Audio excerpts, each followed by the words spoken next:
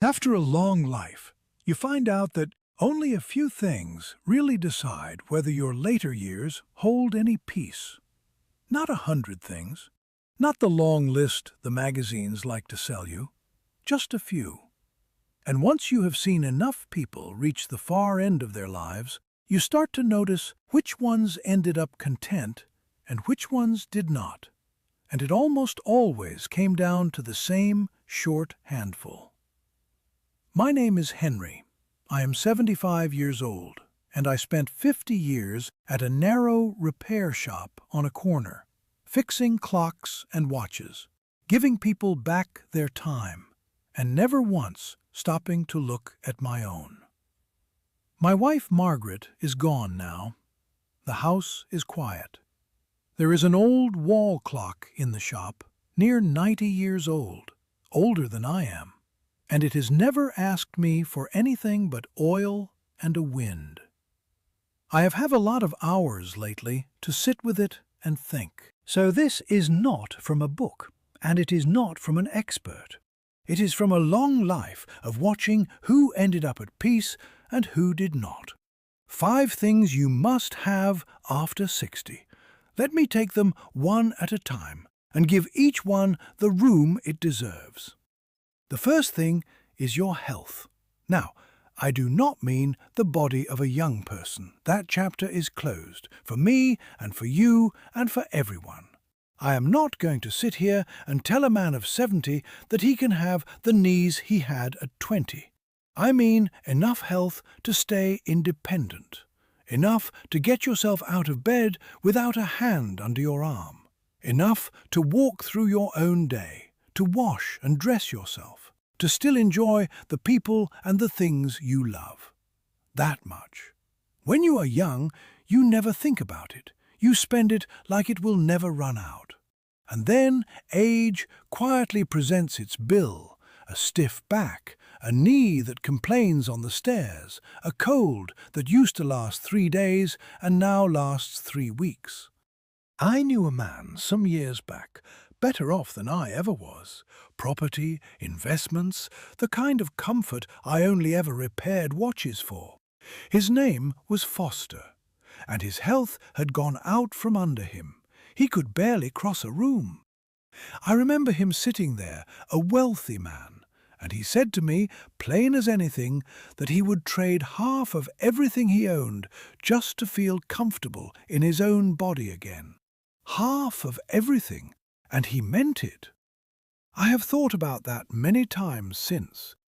So many people spend their young years trading their health to get wealth, and then spend their old years trading their wealth to try and get the health back. It is a painful trade, and it almost never balances.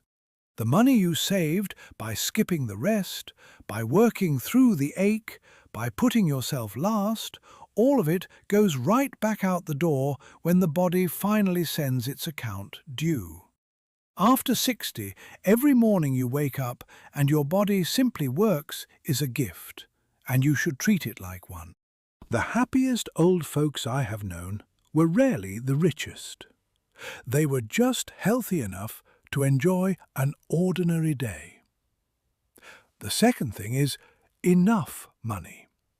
Notice I said enough, not great wealth, not luxury, enough. Because I have watched the difference, and it is not the difference most people expect.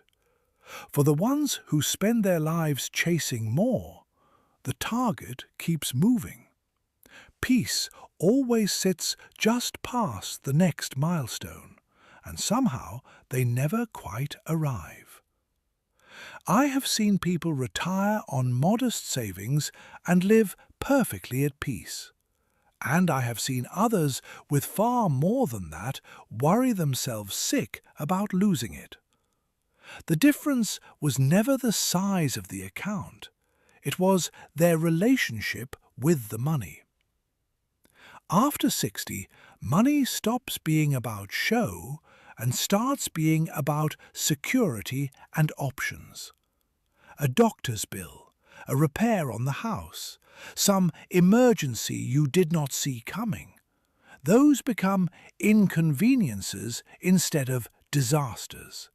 That is all it needs to be. A cushion against the ordinary shocks, so that a bad week stays a bad week and does not turn into a bad year. The people I watched suffer the least were not the wealthiest ones. They were the prepared ones. They had enough, and they knew they had enough. And that quiet knowing was what let them sleep at night. It is a strange thing, but the worry does far more damage than the actual want ever does. I will tell you plainly, financial peace beats financial status every single time. One gives you comfort in the quiet of your own home. The other only impresses strangers who are not thinking about you anyway. I have come to believe that true wealth is measured by how much worry is absent from your mind. That is the real account, and it does not show up on any statement. The third thing is a few sincere people. Not many, not a big circle, a few who are real. Because some people, you will notice, are only there when life is easy, and they are gone the moment it turns hard. A room can be full and still feel lonely if not one person in it truly sees you. I will be honest about this one because I learned it the hard way. There was a stretch of my life when I was surrounded by people, customers, acquaintances, folks who knew my name and shook my hand, a whole town's worth of pleasant faces. And then a hard season came, the kind that tests you, and most of those voices simply faded. Not out of cruelty, they just were not built for the hard part.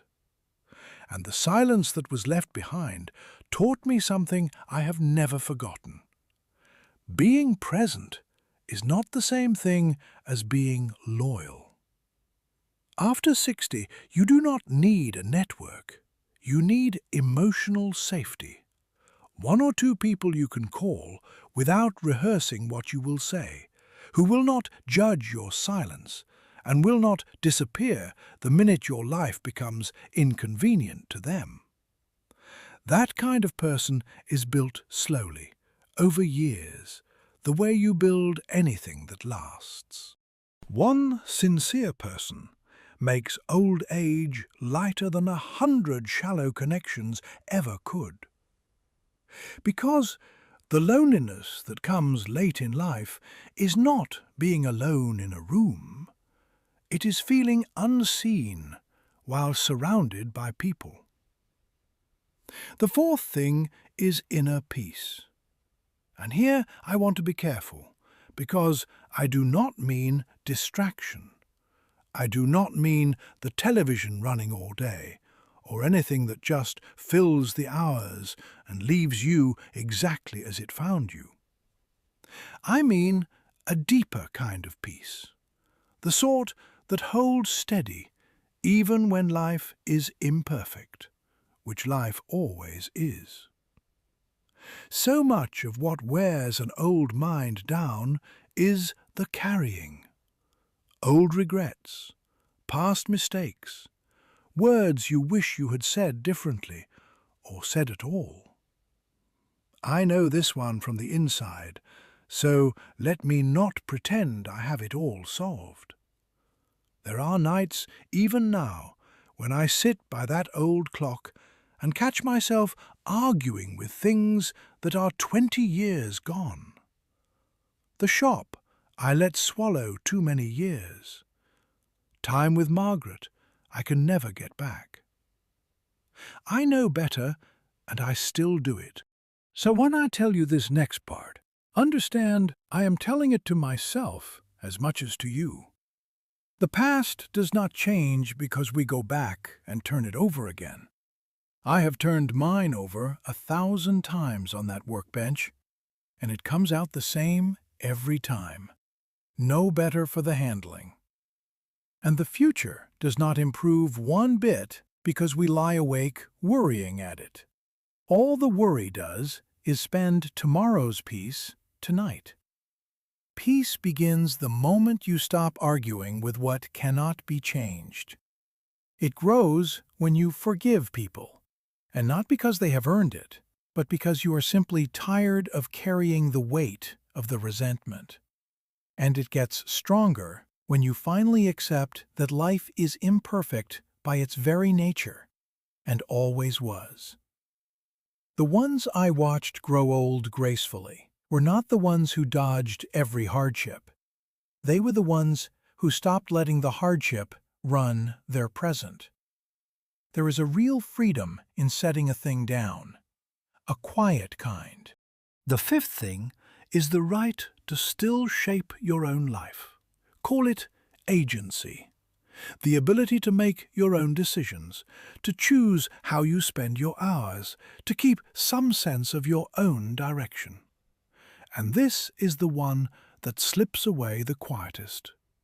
After 60, a great many people give it up without ever noticing they did. They start living entirely by routine, or by other people's expectations, or by decisions handed to them, sometimes through failing health, sometimes through the way a family arranges itself, sometimes just through plain habit. I have seen old people who were fine in body, steady in money, warm in company, and still felt like they were disappearing, because they no longer had much say in their own days. Everything was decided for them. Even their small preferences got quietly traded away for somebody else's convenience, until nobody was asking what they wanted anymore, and after a while they stopped asking themselves. It does not have to be some grand independence. It is smaller and truer than that. Choosing your own morning, deciding to take the walk instead of staying in the chair, what you read, when you rest, who you spend your time with, and just as much who you do not.